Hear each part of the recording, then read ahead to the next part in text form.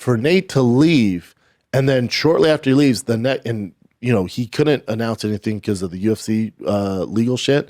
But as soon as he could, there's negotiations going on. So Nate retires. Nate stays active on social media, so he's still in our face. He's talking shit about fighters.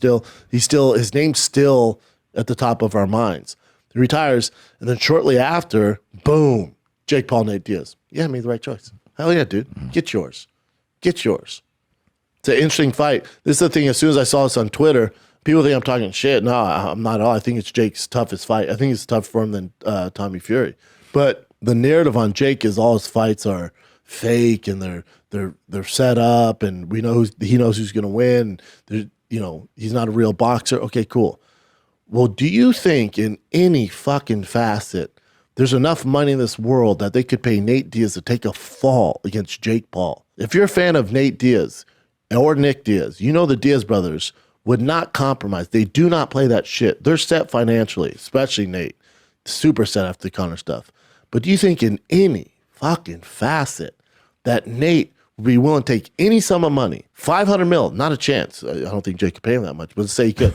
You think Nate would take that hit on his legacy to lose to a YouTuber? Not a chance. So at what point do you guys have to go, all right, that narrative, that lie isn't working anymore? Because if it was working, he would be Tommy Fury, right? If it was working, he wouldn't fight a Nate Diaz. So that doesn't work. So like I always say, when the hate doesn't work, they start telling lies. But that lie definitely doesn't work here. If you know anything about the Diaz brothers, there's not any amount of money that you could offer them where they're going to take a fall in a fucking fight against a YouTuber. You're out of your mind. This is the real fucking deal, man. You guys got to quit with that stuff.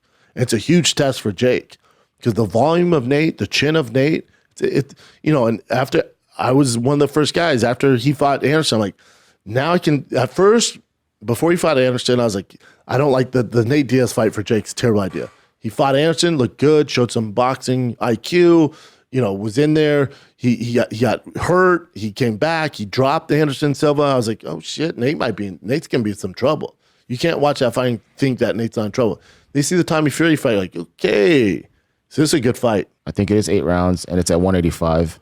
12 rounds would be better for Nate. Yeah, minus 275 for Paul, and then Nate's at plus 215. Interesting. Not a bad idea. Put some money on Nate.